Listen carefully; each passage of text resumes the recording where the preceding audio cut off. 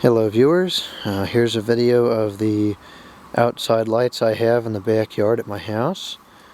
I'm making this video with my camera, and we got a 17mm lens on here, so we'll be able to get a much better look at the lights than we did with the other video I took on the iPhone.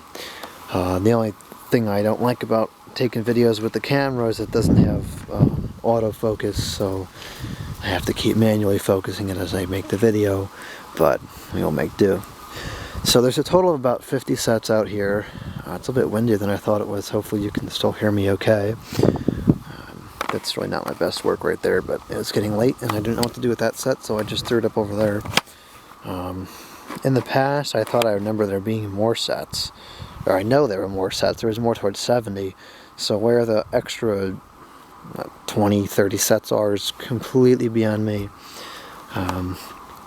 But let's take a closer look at what I put out since the last video.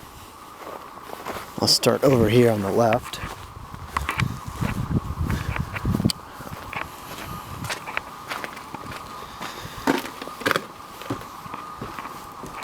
Actually, before I go any further, I don't know if you remember from the previous videos, there is a Christmas tree down here, but you can't really see it. Okay, well, there is a Christmas tree down here. Oh wait, you can see it.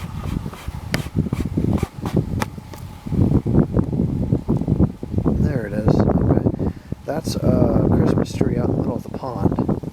It's got solar-powered lights. Anyways, there you have that. So back to this.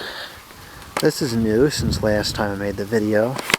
I think that's a total of 4 sets on there. Those are small lights.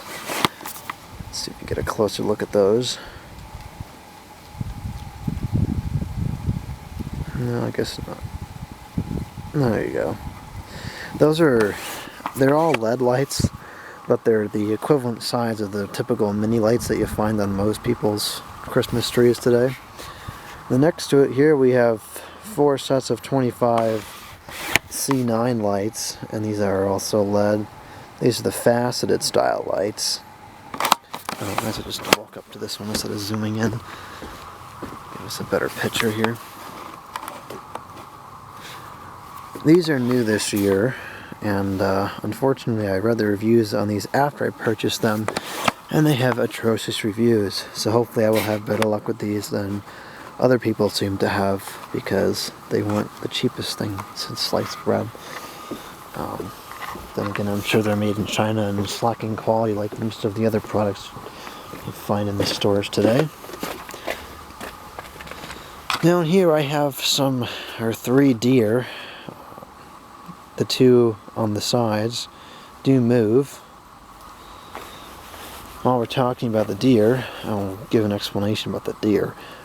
I used to have just 2 deer, this one and that one, or not those exact ones, but ones that were of that same style. Why is this tail not on here? Okay. Anyways, so I had one of that style and one of this style. I bought those back in probably, I don't know, we've had those probably since like 2005 or 2006, somewhere around there. We had them for a few years at the other house. When we moved here, I used them for a few years, and then they eventually broke. But they had a much better design than this. First off, the wiring, I don't know what material it's made out of, but the wiring on these deer is probably half as thick as it was on the old deer.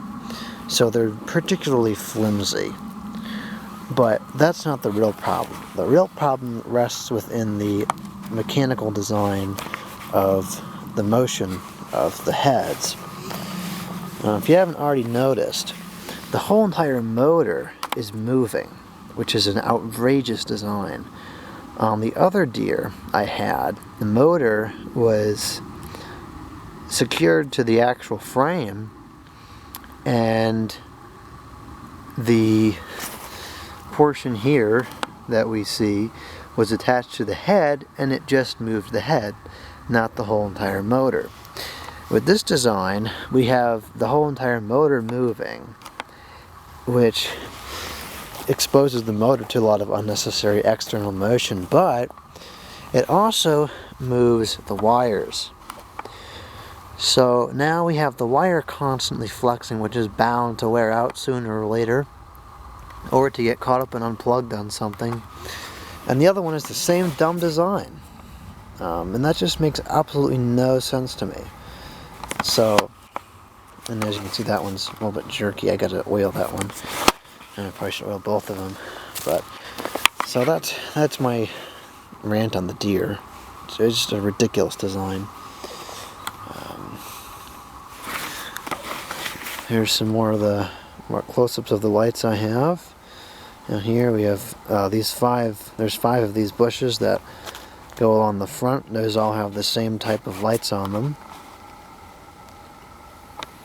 These are the same lights that you'll see on that tall tree there. Let's see what else is out here. Actually, you know what? No, I stand corrected. They're not the same. These are what I believe to be C5 lights. And where are they? Over here. These lights right here are what is on that tall tree there.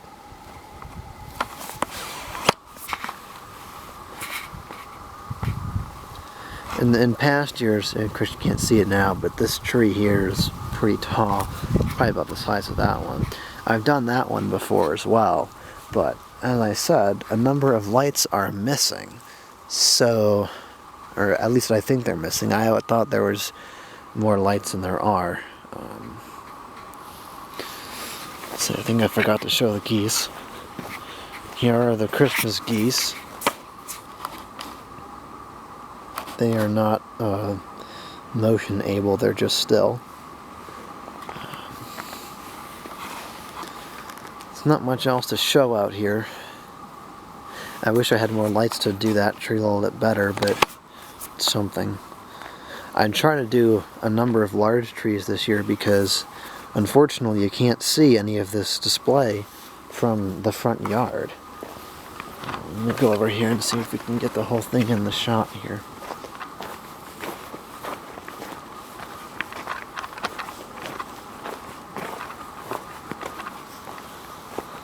Oh, doggone it, I only have that light on. There we go.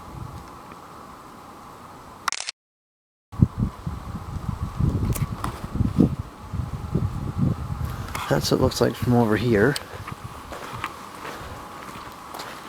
And I think that about wraps up the video. Alright, we'll do one more thing on the video. I'm gonna go and plug in the main controller to the kilowatt meter and see how much electricity it uses. Aside from the deer there, the whole entire display consists of LED lights. So I don't think it'll draw more than probably 200 watts, and again probably more than half of that is just from those deer. So I'm going to grab the kilowatt meter and we'll give it a shot here. Okay, so it draws a total of 281 watts. Let's see if we can see this any better.